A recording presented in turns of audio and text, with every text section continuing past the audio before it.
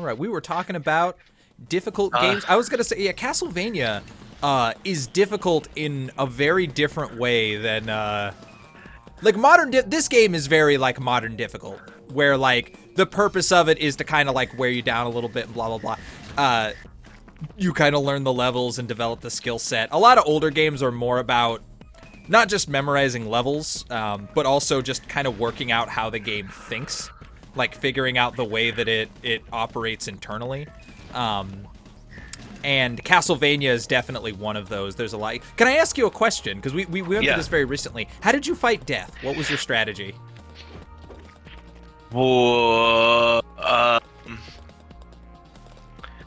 Oh god. Hugely unrelated to the game we're playing. No, I'm trying to. Oh, that's where the key is. Because he is, in my opinion, he is the final boss of that game. Dracula is so much easier than him. Whoa, Dracula nice did job. take me some time. God, I'm trying to remember. I want to say I actually had a harder time with Dracula than Death. I would actually. It's sad to say. I would actually have to rewatch the stream to see how that went. I remember. God, I want to. Yeah, he's just very tricky. Yeah. Everybody kind of comes up with different ways. I remember when I wanted to do Castlevania for the show a long time ago. I just wanted to beat Castlevania was how it started. Way back, probably 5 or 6 years ago. I just wanted to beat it. Sometimes I just get a hair up my butt for certain games, and it takes me a long time to beat a game. I'm not a high skill gamer. I'm not high skill. I'm high patience. So I just take my time and I learn a game really slowly. And I hit a point where I could get to death basically every time. Like no problem I could get to him, and I just could never beat him. And I tried every strategy I could think of to try to beat him, and I eventually did it. Somebody told me, oh, you can just like lock him down forever with holy water. And I was furious to learn that, and then after that, I beat Dracula like that day. I finished the game, and I didn't look back. But for probably a month, maybe 2 months, I was working on death, trying to figure out like a good strategy to beat him. Yeah. Yeah. Well, that's fantastic though. Yeah. I'm sorry I don't have like a better answer for you on that's that one. I I was just curious about it right now. I feel like also if I went back and like looked at the fight, I would probably have a better memory of it. But. Well. Anyway, that aside, that wasn't my point, but that was you caught me with something interesting. I often think I think back on very difficult games that I've played, and it kind of just like gives me gas that I need to beat other difficult things. It used to be Ghosts and Goblins. When I was young, I talk about this all the fucking time. It's like my one accolade for really difficult games. But when I was young, I beat the original Ghosts and Goblins, which is a very long, difficult, like relentless game. And I was so proud of it, and I would think about that like all the time. I beat that game by just spending 6 hours losing at it over and over, but I beat it. And I would go, you know what? I beat fucking Ghosts and Goblins. I can do anything. I fucking did that. I have no limits. And more recently, it's Sekiro. I beat Sekiro, and that one, like, it's like a medal that just keep, like, every time I look in my box of accolades, there's just more medals in there for Sekiro, because I keep meeting friends who gave up on it, and I understand why. It's a very punishing game, and it operates on, like, if you try to play it like a Souls-like game, it's impossible, because it's akin to it, but it isn't one. And I'm not very good at a lot of the Dark Souls games. As much as I love them, I'm not great at them.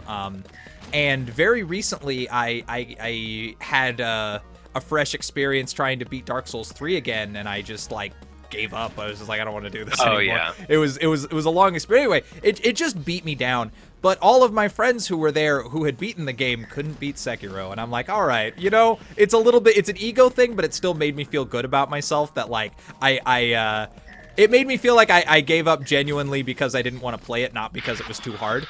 But when I play a very difficult game nowadays, I'm like, I beat Sekiro. I can do fucking anything. When I'm working on games for the show and I'm like, I can do this. I beat Sekiro. I did, ironically, I was playing Ninja Gaiden when I did Ninja Gaiden for the show, I hit a point where I was like, I don't fucking know if I can do this, and I was just like, no. It's not harder than Sekiro. Nothing's harder than Sekiro. Oh man, come on, so almost close. there. No, yeah, I definitely get that. It's yeah. I don't know how you got away with that. Today on I Shouldn't Be Alive. Yeah, I don't. What game was it for me? Yeah, what game was it where you were like, where you just decided you liked the pain? God, maybe it was practicing for Smash. If anything will make you a fucking masochist, that will. Yeah, yeah, there is definitely a point where I think it was actually more along the lines of when I started like playing ranked on Rivals. When I got to a point where it's just like I was beating people who were like diamond level, and it was just like I'm like Rivals of Aether for the audience. Oh yeah. Sorry. It's what's it called? It's a. How would you describe it? A Smash-like. yeah, platform fighter, Smash-like. Good game. But to me, it was one of those. So I've said to some people for a while that like one of my favorite ways to approach like Smash-like games is like playing them like they're a platformer. It's like you just gotta understand you're actually playing a platformer, right? Like, like no matter who the matchup is, like you're like think of it as being Mega Man or like as being Simon Belmont versus whoever the big bad boss is. Like, and I feel like when I started doing that, I definitely like opened up my own mind to platformers in general. And then when I started doing that, I just started playing more platformers, and like I started playing this, and then I beat this, and then after that I beat what was it? Oh my god, I can't think of it. Sounds like it didn't happen. God, what else was it? What's the I can't the game? Think of it now. Oh, you know what? Actually, before Rivals, I actually think it was beating Dark Souls. Because I remember Dark Souls for a long time, it was like, there wasn't a lot of games that I knew of that were like considered difficult by people. That had that like real challenge. Yeah. And so having Dark Souls under my belt definitely pushed me and being like, oh, I can beat that. Like, I've beaten Dark Souls, I can beat this. Yeah. I definitely, in platformers specifically, beating Super Meat Boy, I was like, oh, I can beat like pretty much any platformer now.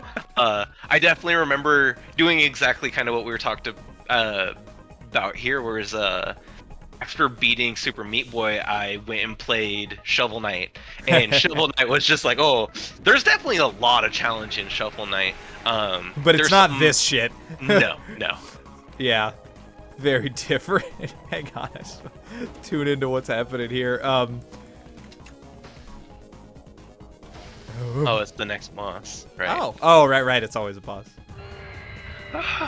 Super Poop Boy? Yep. It's like a toilet next to him. Wait. Why in the land of salt? I don't know. He just left her? Oh, do you have to fucking chase him? Kick ass. Corn fries. Oh, he does. What was I gonna say? You know what's funny? I felt that way when I played Dark Souls.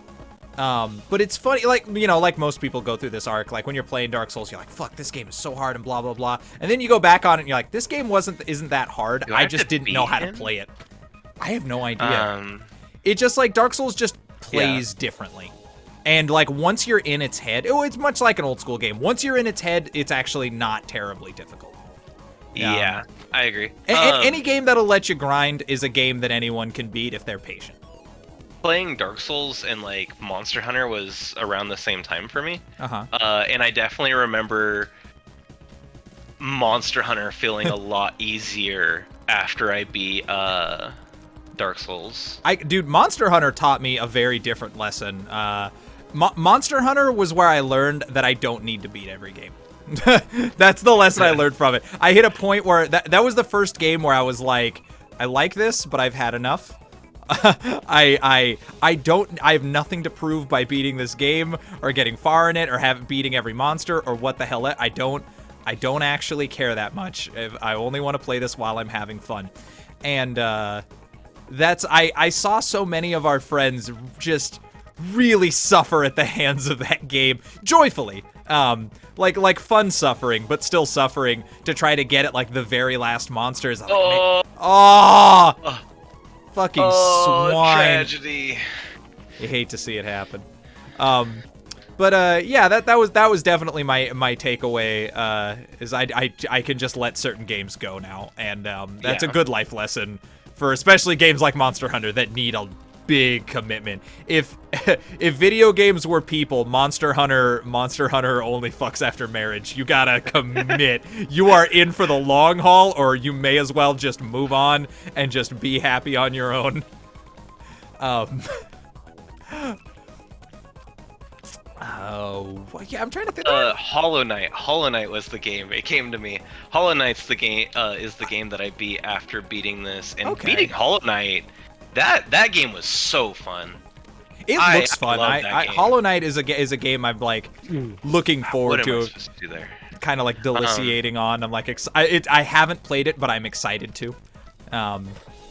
It's like one of many games where I'm like, enjoy it. I'm sure I will. Yeah. What was I gonna say? Another one that was for me, like platformer wise, really made me feel powerful was beating Angry Video Game Nerd Adventures.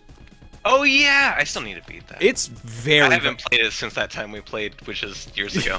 It's easier than this. It is not easy. It's a very difficult game, but it's not like a Kaizo game. You know what I mean? It's hard, but everything difficult about it. Like a good retro game, you do a little better every time. And that's my bellwether for good difficulty versus bad difficulty. If you always feel like you're doing a little bit better, that means the difficulty is set correctly. If you feel completely stagnant, then, you know. Oh boy. Oh hey, he fucked up. Ooh.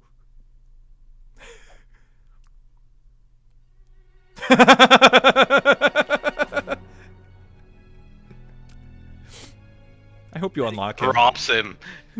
I just wanted to see the look in your eye. I let go.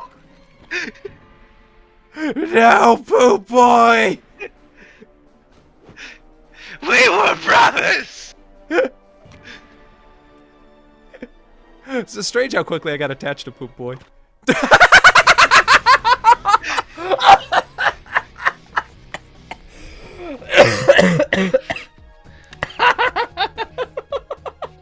Damn it.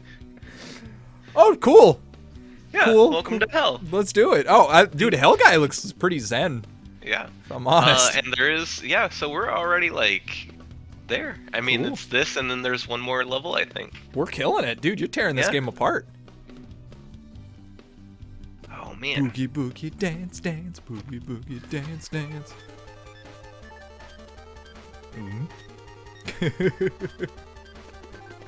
It's so visually different, these cutscenes.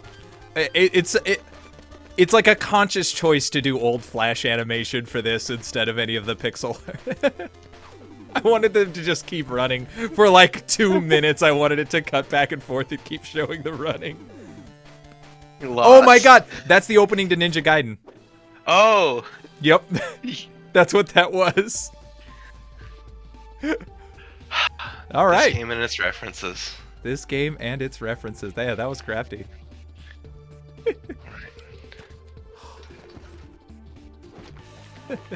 All right.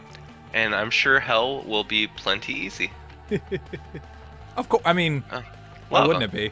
I'm gonna be honest. That salt level really softened up as it went. The level before the salt level was way fucking harder. That hospital was extremely unforgiving. Salt level was tough, but honestly, the bonus level was the only really killer part of it. All right.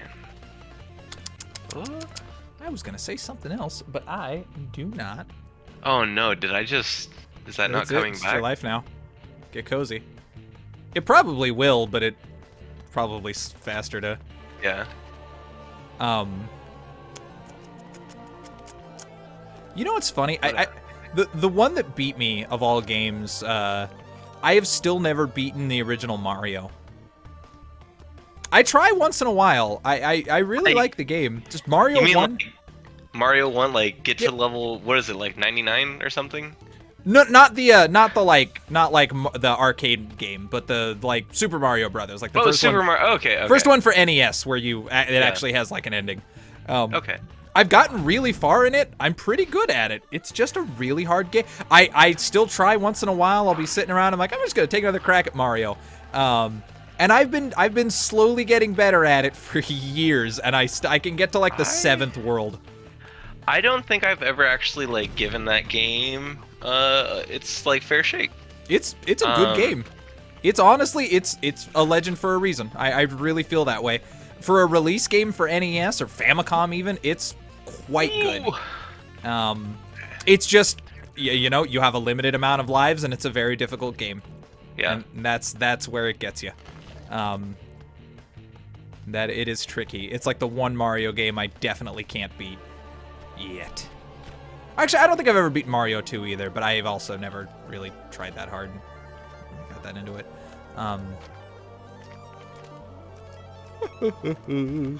I'll do it someday. I need to play that game. I want to play. I was actually kind of what got me to want to play this in Shovel Knight was I was just sitting there. I was like, man, I'm itching for like a platformer. And oh man, I started playing this one like a little bit last night just to like warm myself back up, and I definitely had to like stop myself at a point to where because I was getting too into it, I was starting to play through too many of the levels, and I was like, okay, you gotta just calm down, reel it in. Yeah. You're thirsty for it.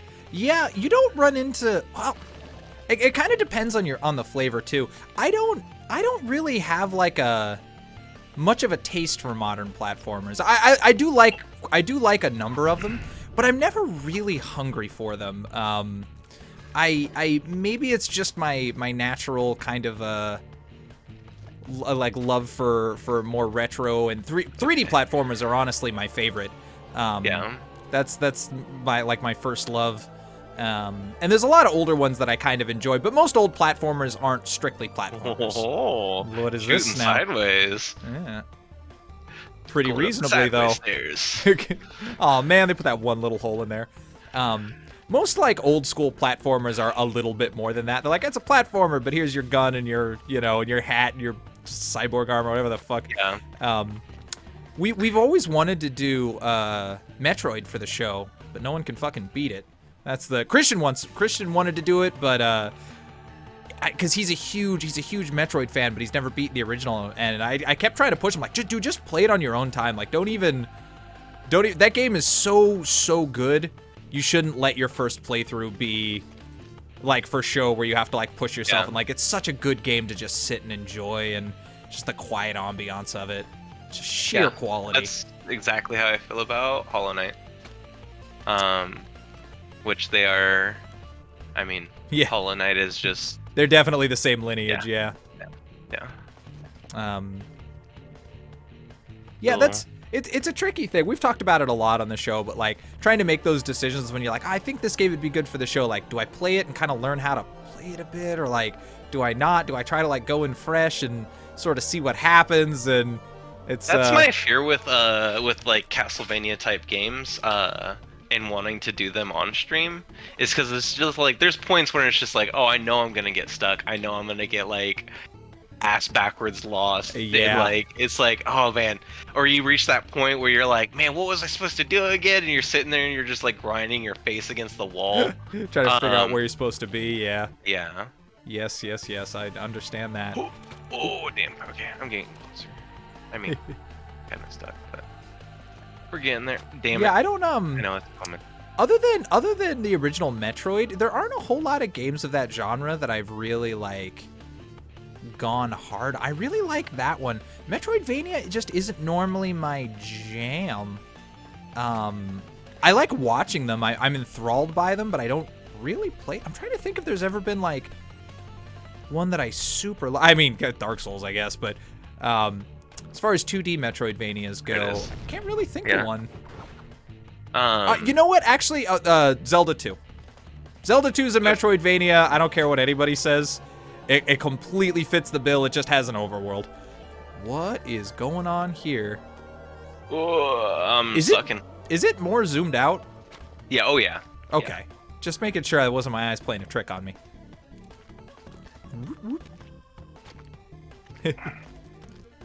Alright, you got this. You got this, champ. You're a winner. You're a killer. I don't know what happened there, but I'll take it. You take it, you get. You know what's funny? It's interesting how your kind of like sensibilities can change when you experience different types of games.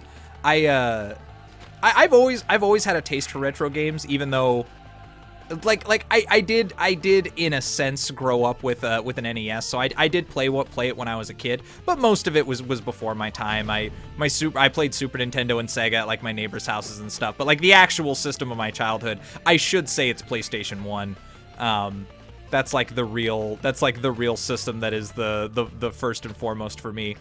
But it's your perspective on games can change once you have like what's the word? Once you've played a really good version of something, it can be really hard to go back to like the really archaic version of it.